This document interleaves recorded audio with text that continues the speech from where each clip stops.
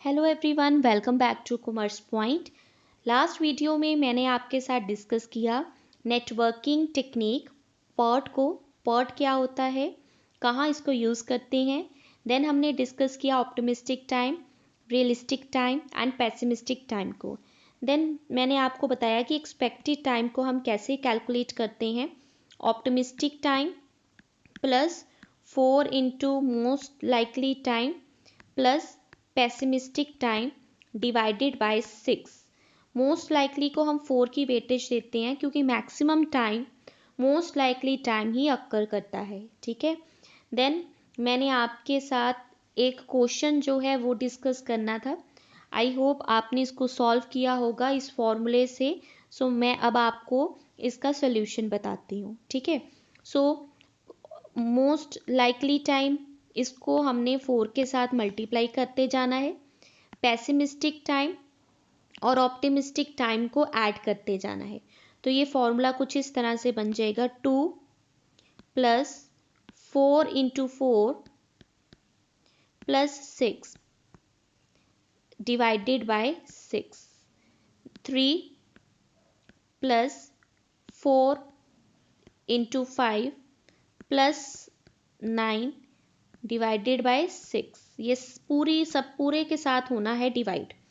4 plus 4 into 5 plus 7 divided by 6। 4 plus 4 into 6 plus 10 divided by 6।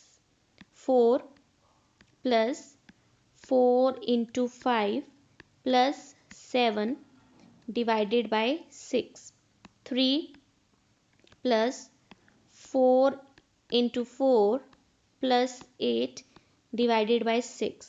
3 plus 4 into 5 plus 8 divided by 6। दोबारा से मैं कहती हूँ कि जो ये डिवाइड 6 किया है, ये पूरी वैल्यूज़ के को सॉल्व करने के बाद डिवाइड होगा। लास्ट वाली वैल्यू को मैं सॉल्व करके आपको दिखा देती हूँ। 3 प्लस 5 इंटू 4 20 डिवाइडेड बाय 6। तो ये मेरे पास हो जाएगा 20 प्लस 8 28 प्लस 3 31 डिवाइडेड बाय 6। तो इसको सॉल्व करके इसकी वैल्यू को पॉइंट्स में हम कन्वर्ट कर देंगे। तो कुछ इस तरह से आपकी सारी वैल्यूज़ आ जाएंगी। ये आपका होगा एक्सपेक्टेड टाइम। एक्सपेक्टेड टाइम को यूज़ करते हुए ही हमने बाकी सारे क्वेश्चन को सॉल्व करना है। इसलिए एक्सपेक्टेड टाइम कैलकुलेट करना आना आपके लिए बहुत ज़रूरी है। एक और सॉल्व कर देती हूँ आपके लिए फर्स्ट वाली वैल्यू को। 2 प्लस 4 इंटू 4 इंटू 4 से आपका यहाँ पर आ जाएगा 4। यहाँ पर है वैल्यू हमारे पास 2। 4 इंटू 4 आ गया 16। 16 प्लस 2 हो गया 18। 18 प्लस 6 ये हो गया 24 डिवाइडेड बाय 6। सो कटिंग करके ये हो गया 4। सो 4 डेज जो हैं आपका क्या होगा, एक्सपेक्टेड टाइम होगा। तो इस तरह से आपने एक्सपेक्टेड टाइम को कैलकुलेट कर लेना है। आई होप आपको ये क्वेश्चन क्लियर हो गया है। अब हम आगे चलते हैं। आगे हमारे पास देखिए जो हमारा पर्ट है ना, पर्ट में मैं एग्ज़ाम पॉइंट ऑफ व्यू से बता रही हूँ कि आपको क्या क्या करना है। सबसे पहले तो आपको इसका एक्सपेक्टेड टाइम कैलकुलेट करना जो है वो आना चाहिए, जो कि मैंने आपको पिछली एग्जाम्पल में बताया। दूसरा, आपको इसका नेटवर्क डायग्राम जो है ड्रॉ करना आना चाहिए। तीसरी बात ये है, आपको इसके फ्लोट कैलकुलेशन होती है वो कैलकुलेशन करनी आपको आनी चाहिए। ये सारी चीज़ें तभी पॉसिबल हैं अगर आपको थ्योरी वाला पार्ट आता है पर्ट का, अदरवाइज़ आपके लिए बहुत मुश्किल हो जाएगा। अब मैं आपको एक्सपेक्टेड टाइम तो मैंने आपको बता दिया। एक्सपेक्टेड टाइम के लिए ऑप्टिमिस्टिक टाइम, पेसिमिस्टिक टाइम और मोस्ट लाइकली टाइम क्या होता है, इसकी अंडरस्टैंडिंग अच्छे से कर लेना। अब आपको मैं नेटवर्क डायग्राम करवाऊंगी। नेटवर्क डायग्राम के लिए आपको कुछ थ्योरी के टॉपिक क्लियर होना बहुत ज़रूरी है, वो टर्मिनोलॉजी में आपके साथ डिस्कस करने लगी हूँ। सबसे पहले एरो क्या होता है। जब भी आप नेटवर्क डायग्राम बनाओगे तो उसमें आपने एक्टिविटीज़ को ड्रॉ करना है। एक्टिविटीज़ को हम एरो से रिप्रेजेंट करते हैं, ठीक है। ये एरो का क्या होता है, हेड होता है, and it will be the tail of the arrow. So arrow leads from tail to head. So ये tail से head की तरफ जाती है और arrow activity को indicate करेगा। नोड, नोड का इवेंट जो होते हैं उनको हम नोड की हेल्प से या फिर कह लीजिए सर्कल की हेल्प से रिप्रेजेंट करते हैं। ये कुछ इस तरह से होगा। यहाँ फर्स्ट से ए से लेकर बी तक, जब 1 से लेकर 2 तक हमारा जो है नोड जाएगी, इवेंट जाएगा, और ये जो एरो है ये रिप्रेजेंट करेगी एक्टिविटी को, ठीक है। एक्टिविटी का मतलब कि हम क्या क्या एक्शंस ले रहे हैं किसी पर्टिकुलर टास्क को कंप्लीट करने के लिए, ठीक है। उसके बाद है प्रीसीडिंग एक्टिविटी। प्रीसीडिंग एक्टिविटी का मतलब है जो प्रीवियस एक्टिविटी होगी उसको हम कहेंगे प्रीसीडिंग एक्टिविटी। मैं एक छोटा सा डायग्राम यहाँ ड्रॉ कर देती हूँ। ये 1 2 3 ए और बी, ए और बी दो एक्टिविटीज़ हैं। अगर मैं ए एक्टिविटी की बात करूं, ये देखिए बी के पीछे आ रही है, इसलिए ये मेरी क्या होगी, प्रीसीडिंग एक्टिविटी। बी जो है वो ए के आगे जा रही है, इसलिए बी एक्टिविटी आपकी हो जाएगी सक्सेसर एक्टिविटी या सक्सीडिंग एक्टिविटी, ठीक है। So activity that must be completed before to start the another activity. A को कंप्लीट होना बहुत ज़रूरी है, तभी आप बी को स्टार्ट कर पाओगे। एग्जाम्पल के लिए कोई डिज़ाइनर अगर ड्रेस को स्टिच कर रहा है तो पहले क्लोथ की कटिंग होना बहुत ज़रूरी है।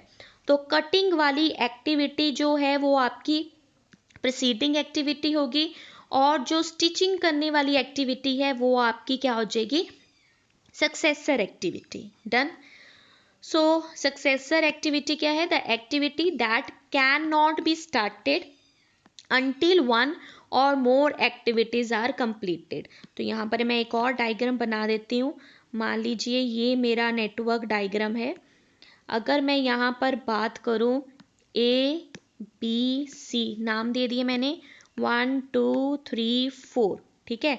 मान लीजिए ये मेरी एक्टिविटीज़ है, तो सी एक्टिविटी जो है that will be my successor activity.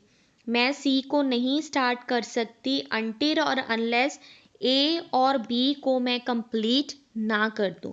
जब तक मैं रॉ मटेरियल को बाय नहीं करूँगी, मशीनरी को बाय नहीं करूँगी, तब तक मैं जो है अपनी मैन्युफैक्चरिंग एक्टिविटी जो है उसे स्टार्ट नहीं कर सकती। तो manufacturing activity will be successor activity as compared to the purchasing of raw material and purchasing of the machinery. Done. Next है कॉन्करेंट एक्टिविटी। वो एक्टिविटी जो कि साइमल्टेनियसली चलती हैं, साथ साथ चलती हैं, पैरेलल होती हैं, ठीक है। जैसे कि मशीनरी को भी बाय करना है, टूल्स को भी बाय करना है, ये दोनों कॉन्करेंट एक्टिविटी हो जाएगी बिकॉज ये साइमल्टेनियसली चलेंगी। नेक्स्ट है हमारे पास tail event and next one is the head event. देखिए मैंने आपको बताया था कि ये मेरी क्या है, एक एक्टिविटी है, ये एक्टिविटी का क्या है, हेड है। तो इससे जुड़ा हुआ जो इवेंट होगा वो मेरा हेड इवेंट हो जाएगा। जैसे कि इस डायग्राम में ये मेरा क्या है, this is my head event. Done. Tail event क्या है, जो इस एक्टिविटी की टेल के साथ जुड़ा हो, तो ये वाला जो इवेंट है that will be my tail event. Done. Next है डमी एक्टिविटी। देखिए बेटा, नेटवर्किंग के कुछ रूल्स होते हैं, कई बार वो रूल्स हम फॉलो नहीं कर पाते, तो उस डायग्राम को प्रॉपर बनाने के लिए एक फेक एक्टिविटी को हम इंट्रोड्यूस करते हैं, जिसको हम डमी एक्टिविटी कहते हैं। ये कोई भी रिसोर्सेज कंज्यूम नहीं करती। एक छोटा सा एग्जाम्पल है, when two or more activities start and end at the same node, then we draw the dummy activity। हमारे पास नेटवर्किंग का रूल है कि दो एक्टिविटी एक ही इवेंट से स्टार्ट और एक ही इवेंट पर ख़त्म नहीं हो सकती। जैसे कि ए और बी, ये दो एक्टिविटीज़ हैं, ये मान लीजिए फर्स्ट इवेंट से स्टार्ट हो रही हैं और सेकंड पर ख़त्म हो रही हैं, तो ये पॉसिबल नहीं है नेटवर्किंग में। इस केस में हम क्या करेंगे, डम्मी को इंट्रोड्यूस कर देंगे। तो डम्मी जो है कुछ इस तरह से बनेगी, देखिए, ये देखिए, ये डम्मी बन गई, ठीक है। So this is B, 1 2 3। अब यहाँ पर एक ही इवेंट पर स्टार्ट और एक ही इवेंट पर ख़त्म हो रही थी, जो कि पॉसिबल नहीं है। तो इसको रेक्टिफाई करने के लिए मैंने एक एक्टिविटी को इंट्रोड्यूस किया, जिसको हम क्या कहते हैं, डम्मी एक्टिविटी। याद रखिएगा, डम्मी एक्टिविटी को हमेशा ही डॉटेड लाइन में हमने ड्रॉ करना है, ठीक है। कई बार लूपिंग का भी एरर हो जाता है, साइक्लिंग का एरर, ए से बी में गए, बी से सी में गए, सी से दोबारा मैं ए में गई, तो ये वाली पॉसिबिलिटी भी पार्ट में नहीं होती। इस चीज़ को भी रेक्टिफाई करने के लिए हम क्या करेंगे, डम्मी को इंट्रोड्यूस करेंगे। And again, what is dummy? Dummy is a fake activity which is not going to consume any resources and any time। ये चीज़ें बहुत इम्पॉर्टेंट है एग्ज़ाम पॉइंट ऑफ व्यू से। सो मैं अगली वीडियो में आपके साथ एक क्वेश्चन सॉल्व करूँगी, जहाँ पर आपको बताऊँगी कि नेटवर्क डायग्राम कैसे हमने ड्रॉ करना है। बट उससे पहले प्लीज़ इन सभी चीज़ों को अच्छे से याद कर लेना। अगर ये याद नहीं होती तो आपको क्वेश्चन समझने में भी बहुत प्रॉब्लम होगी। I hope you will like this video. अगर वीडियो अच्छी लगे तो चैनल को सब्सक्राइब कीजिएगा। Thank you everyone.